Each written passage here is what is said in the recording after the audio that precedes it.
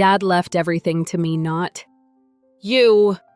Clara's voice cut through the silence of the house like a sharp blade. Her words echoed against the walls I had once called home for 15 years.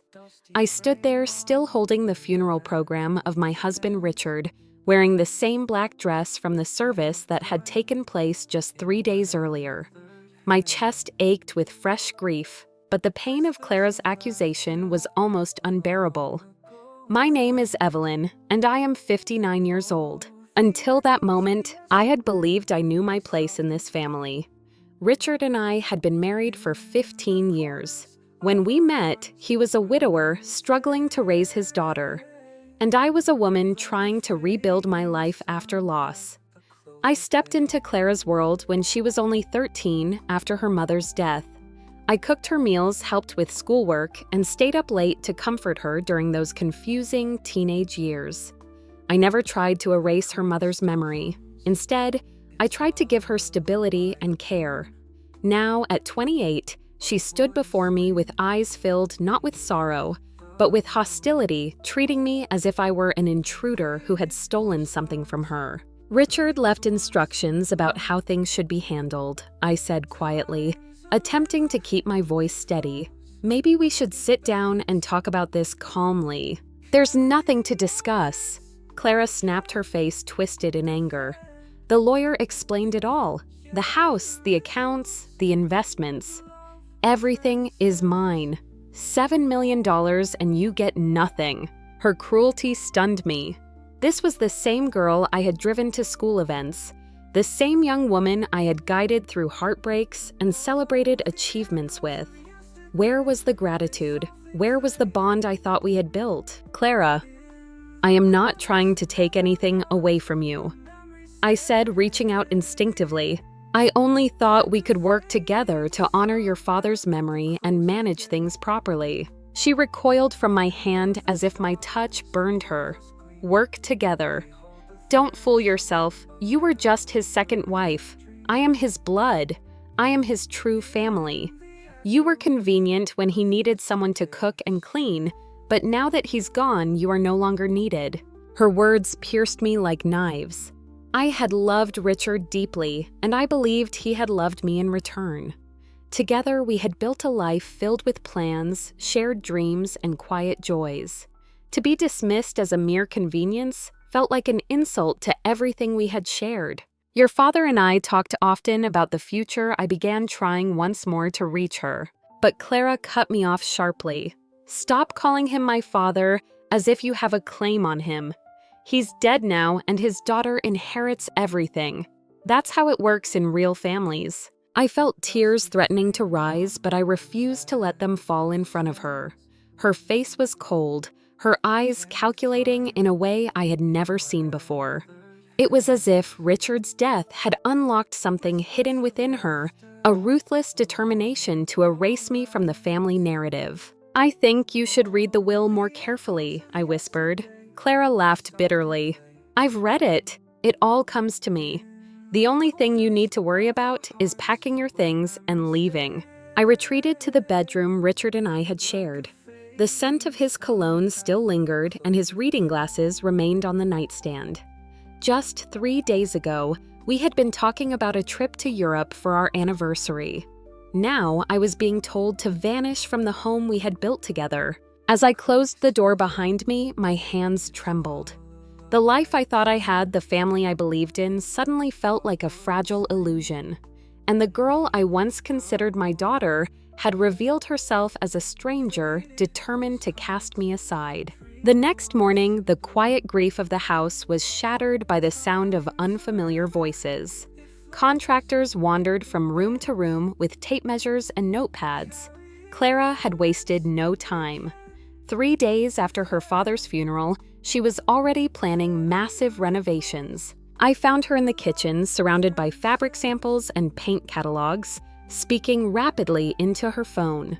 Yes, I want the master suite expanded and a walk-in closet added. The entire first floor needs to be opened up. Money is no object, she said, with a tone that made my stomach twist. When she noticed me standing in the doorway, she ended her call abruptly and crossed her arms. "Good, you're awake. I need you to start clearing out Dad's office. The architect wants to turn it into a wine cellar." I stared at her stunned. Richard had barely touched alcohol. The office had been his sanctuary, filled with his books, journals, and memories of a lifetime. "Clara," I said carefully, "don't you think this is too soon? Your father passed away only a few days ago. Shouldn't we take time to grieve before making such big changes?" Her face hardened. "I don't need grief counseling from you. This is my house now, and I'm making it fit my lifestyle. Dad was too cautious with money.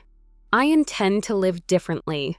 She brushed past me toward one of the contractors, pointing at the living room wall. "Can we knock this down completely? I want an entertainment space here, with a bar and a large screen TV."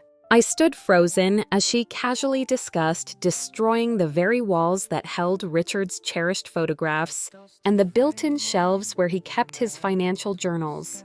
For me, they were memories, for her obstacles to be demolished. Later that afternoon, Clara announced I'm heading to the bank to start transferring Dad's accounts into my name. Her confidence startled me.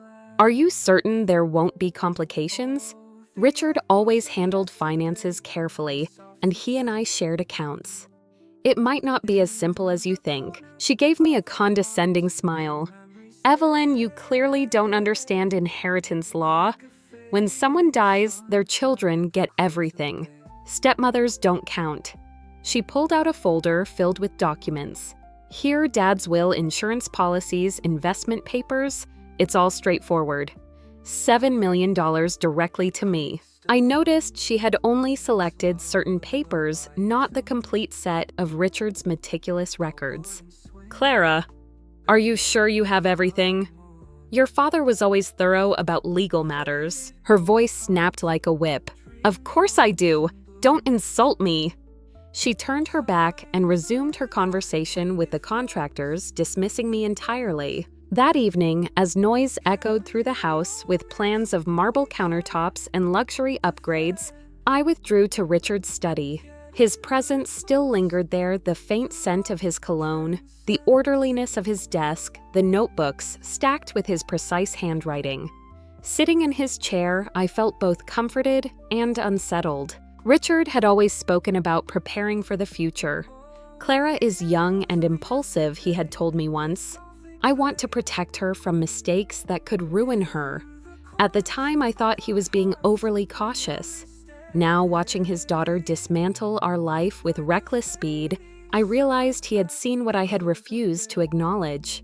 I began opening drawers, searching for documents Clara might have overlooked. Richard was never careless. He kept detailed records of everything. As I sorted through files of contracts, financial statements, and correspondence, I wondered how much Clara really knew. Did she understand the complexities of her father's planning? Or was she blinded by the glitter of sudden wealth? The contractor's footsteps thudded across the hall, followed by Clara's animated voice describing a new steam shower, imported marble, and an expanded bathroom suite. Her excitement bordered on feverish. She acted like a queen redecorating a palace rather than a daughter mourning her father. I closed the desk drawer and placed my hand gently on its polished wood surface. I remembered how Richard used to lean here late at night, glasses perched on his nose, reviewing papers with steady patience. He was not a man who left things to chance.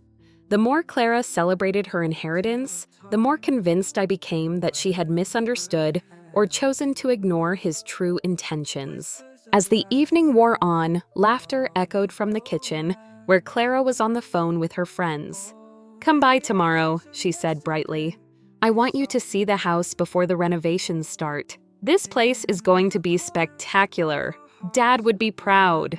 But I knew Richard better than that.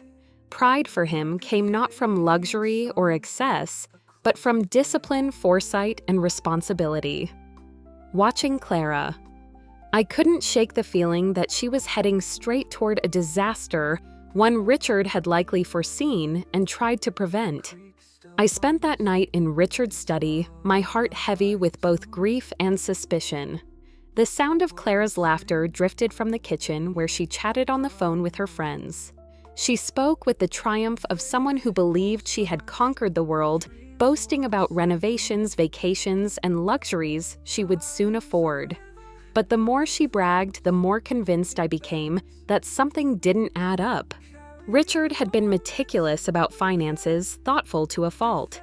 He would never have left his legacy without careful planning. When the house finally fell quiet, I returned to the desk. After sifting through piles of contracts and tax forms, my hand landed on a thick folder tucked into the bottom drawer. Its label, written in Richard's precise handwriting, read, "Estate Planning, Confidential." My pulse quickened. I opened it to find correspondence with a law firm, Morrison, Hayes & Associates. Among the papers was a letter dated just 2 months before Richard's death. The opening line made me catch my breath. "Dear Mr. Richard, per your request, we have established the Clara Trust Fund under the agreed-upon conditions. The trust will ensure your daughter learns responsibility while also protecting your spouse's long-term well-being." I read on, trembling. The terms were strict, even severe. Clara would not receive direct access to the inheritance until she turned 35. Until then, every expenditure over $500 required trustee approval. The trustee, me, Evelyn. The trust also required Clara to maintain steady employment or education, demonstrate respect for family members, and preserve the family home responsibly. Tears welled in my eyes as I realized what Richard had done.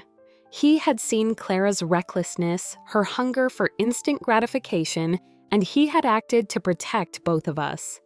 He had not abandoned me. He had left me strength in disguise. At the bottom of the folder lay a sealed envelope with my name written in Richard's elegant hand. My hands shook as I opened it. "My dear Evelyn."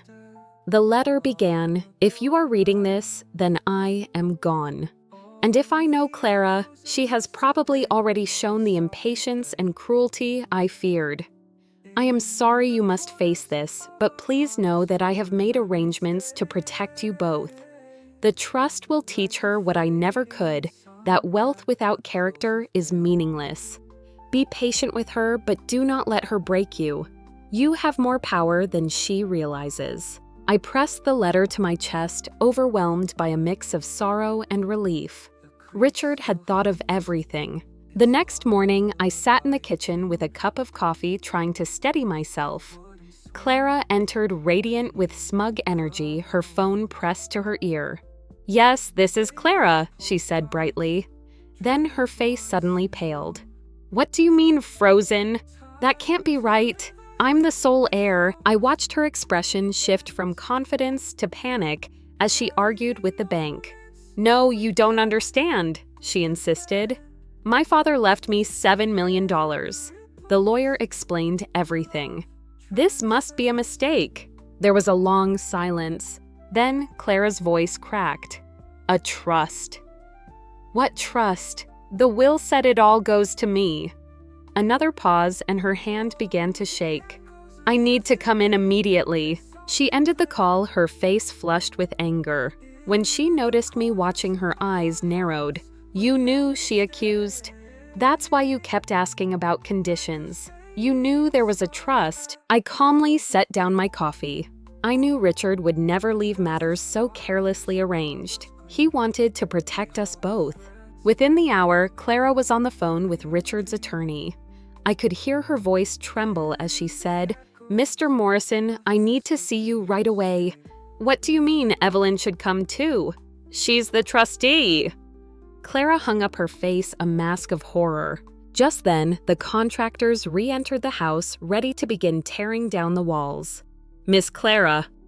"Should we start with the living room?" one asked. Clara froze. For the first time since Richard's death, she looked unsure of herself.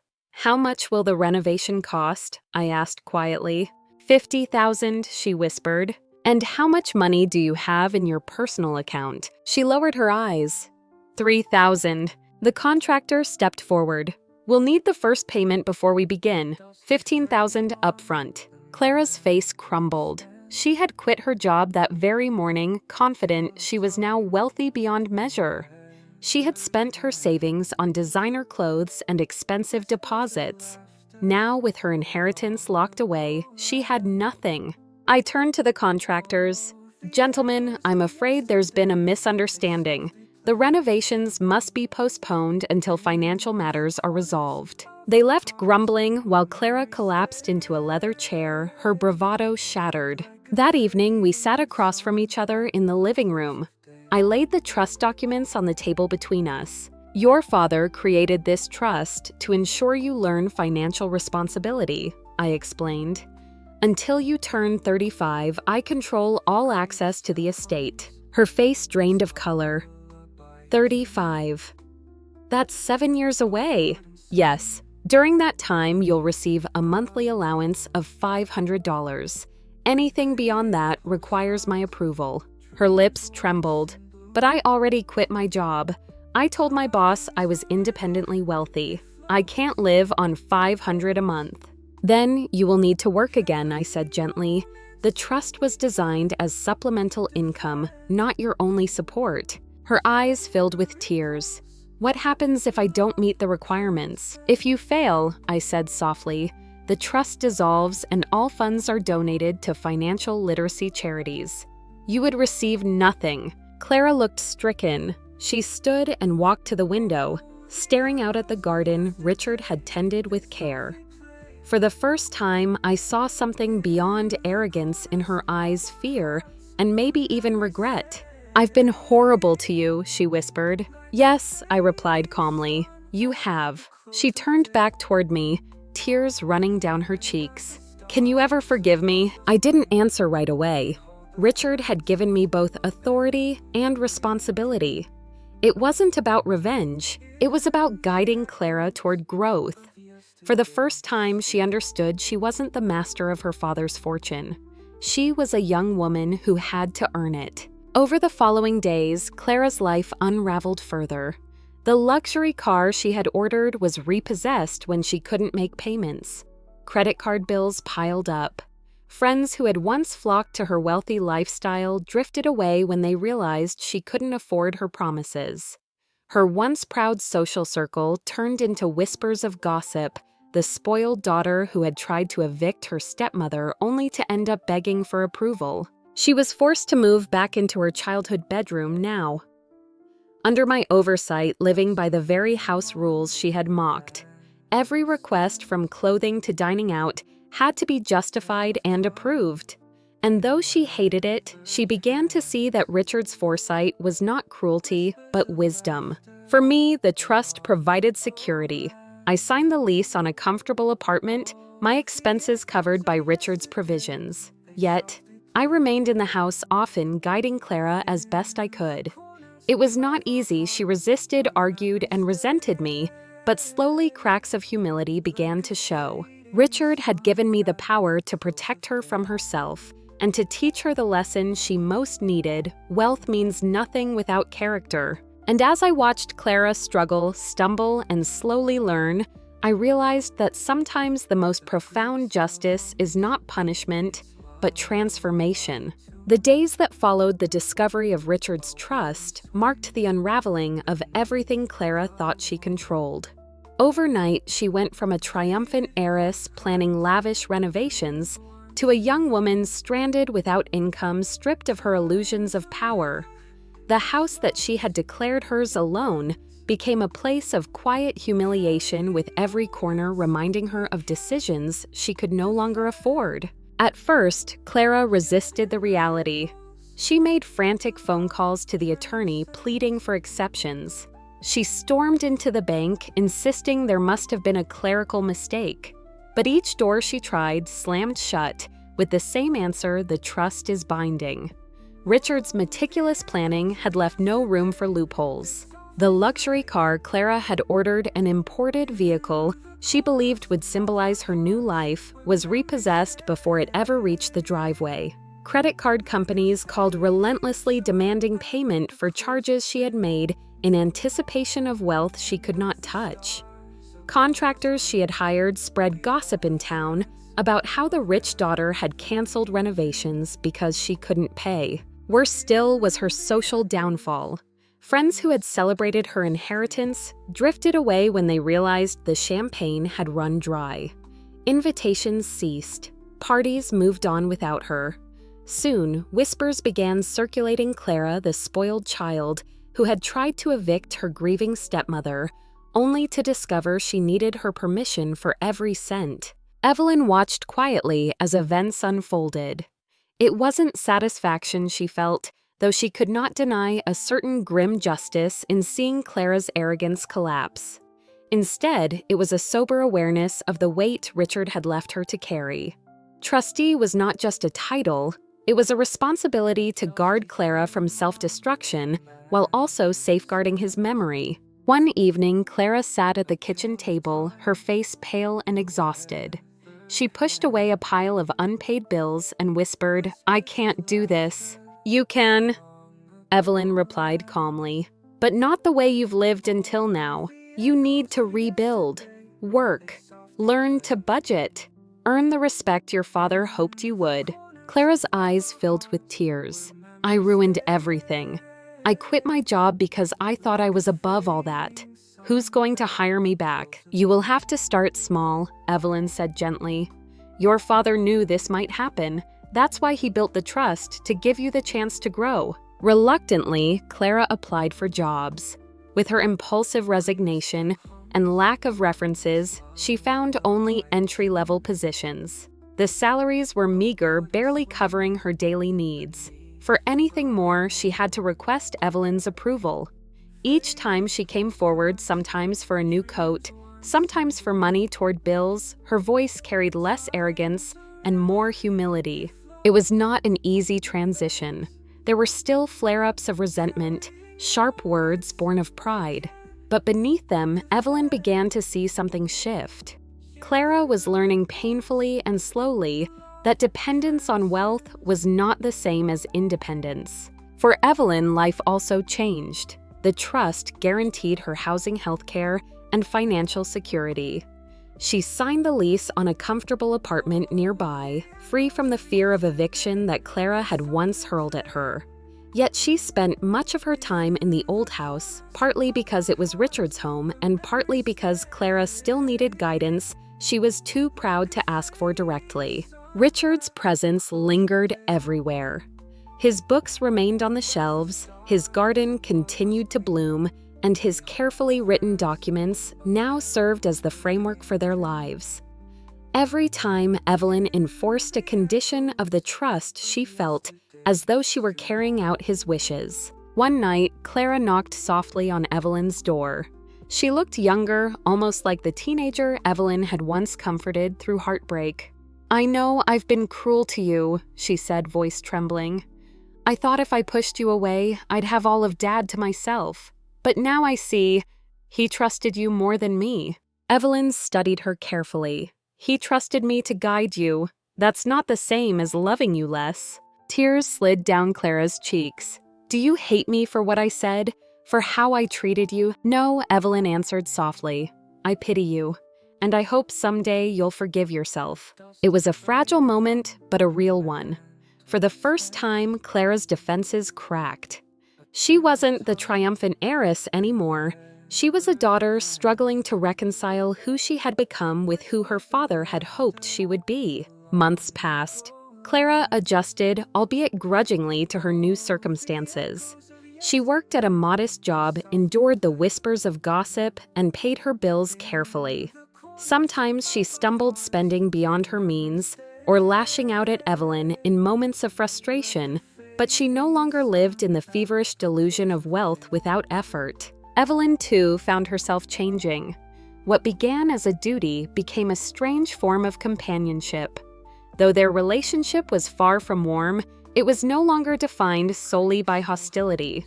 Slowly, painfully, Clara began to show respect, not out of obligation, but out of recognition that Evelyn was her lifeline. Richard's wisdom revealed itself with each passing day. By tying Clara's inheritance to responsibility, he had created not just financial protection, but a path to growth. His trust was not punishment. It was a lesson, one that Evelyn carried out with patience and firmness. Years stretched ahead, 7 long years before Clara would reach 35 and claim full control. But in that time, she would either learn or lose everything. And Evelyn knew Richard had placed her in the center of that journey for a reason. One evening, Evelyn sat in the garden, reading Richard's letter once more. Its words carried new meaning. Wealth without character is meaningless. Be patient, but be strong. She looked up at the house, still standing, still filled with Richard's memory, still sheltering the daughter who once tried to cast her out. For the first time since Richard's death, Evelyn felt a quiet peace. She was not powerless. She was exactly where she needed to be. Clara joined her on the porch, weary from work, but calmer than before. She didn't say much, only sat beside Evelyn in silence. It was enough. Richard had left them both a legacy greater than money, the chance to rebuild, to reconcile, and to discover the value of love, disguised as discipline. And in that silence, Evelyn realized that sometimes the most profound revenge is not vengeance at all, but the slow, steady shaping of someone into who they were meant to become. Thank you so much for listening to today's story. If this story resonated with you or made you reflect, I'd love to hear your thoughts, so feel free to share them in the comments below. And don't forget to like, subscribe, and hit the notification bell so you won't miss the next story. I'll see you next time as we continue exploring more journeys and lessons together.